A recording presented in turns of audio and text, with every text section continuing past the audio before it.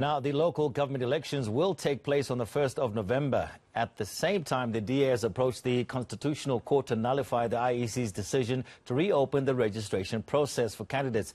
Co-author of Local Government Law of South Africa and director of the Dullah Omar Institute, Professor Jaap de Visser, joins me now live for more analysis on these particular developments.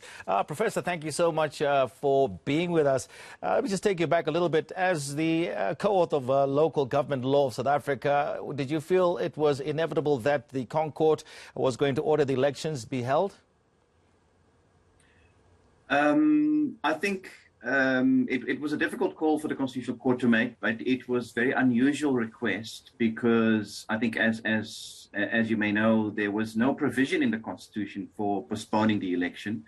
So if the Constitutional Court would have decided to postpone the election, it would almost have to go outside of the Constitution and do something that the Constitution doesn't really provide for, and that was always going to be a stretch. So I think the Constitutional Court played it a bit more safe and stayed within the bounds of the Constitution. So we heard from our Cochrane Minister a little bit earlier on declaring the 1st of November as election day, and she did mention that they were looking at the farthest date possible, which of course was the 1st of November. And one critical thing you have to look at is the IEC. They've had to rearrange their schedule, so many things. What's your take? Do you think the IEC is going to be ready to host this election, to hold the election? I think I have a lot of faith in the IEC. They have delivered free and fair elections since 1994, and they have overcome many hurdles through all those elections. And I think they're held in high esteem across the continent and across the world, in fact. So I think we have a lot of confidence in the IEC, but they are in a bit of a bind. I mean, the operation is immense. Just to take you through the statistics, they have to prepare 44 district ballots, 213 PR ballots, almost 4,500 ward ballots for 257 municipalities. That's a total of about 75 million ballots that need to be printed, and they've got about 2 weeks' time to do that. So they work according to very tight timeframes in the preparation of the election. And of course, there is a massive logistical exercise of voting day itself, with the voting stations and the limits on campaigning. And then we, of course, have the DA court challenge that is now, could throw a spanner in the works. I want to ask you about the DA court challenge, but I just want to pick on something you just said now. The limit, the pandemic will put, a bit of a skewer in terms of a limit in terms of how much campaigning can be done. Does that still mean we'll have a free and fair election, if that's going to be the case?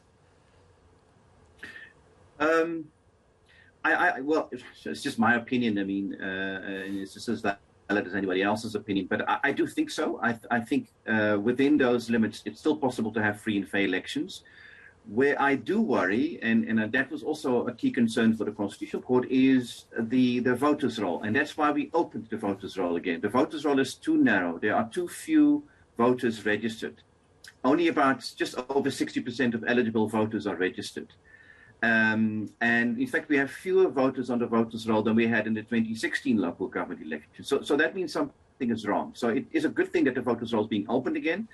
And I think the IEC needs to go all out to get as many voters registered as possible, because if we don't do that, then I do think there's a threat to free and fair elections. But I think we have learned how to cope with the pandemic and accept the limits. And I think political parties and politicians should be smart enough and innovative enough to campaign within those limits. Now, Professor, the DA, as you mentioned earlier on, they've launched an urgent application to the Constitutional Court to set aside the Electoral Commission's decision to reopen the candidate nomination process.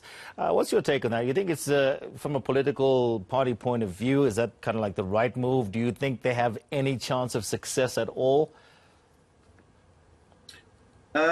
It is a difficult one. The decision that the IEC took to reopen the candidate nomination, I think, follows the normal electoral sequence and logic, namely that you do the candidate nomination after the voters' roll has been closed. Now, the voters' roll was closed earlier, and the process had been closed, but then the Constitutional Court opened it up again.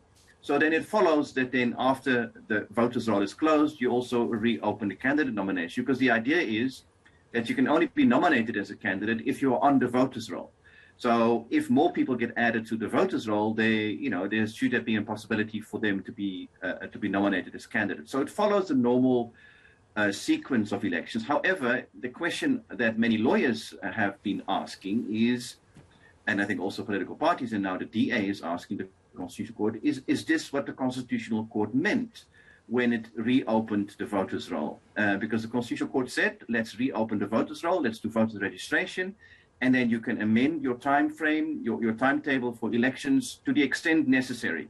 And the IEC says, well, that means we also do candidate nominations again. And that's the legal question. But I think in the bigger picture, of course, one must always argue it's better to have all political parties, that want to compete, to have them compete. It makes for a more interesting and fairer election. On the other hand, there's the question of, rules are rules, and the integrity of elections really hinges on whether those rules are applied equally and fairly across all political parties.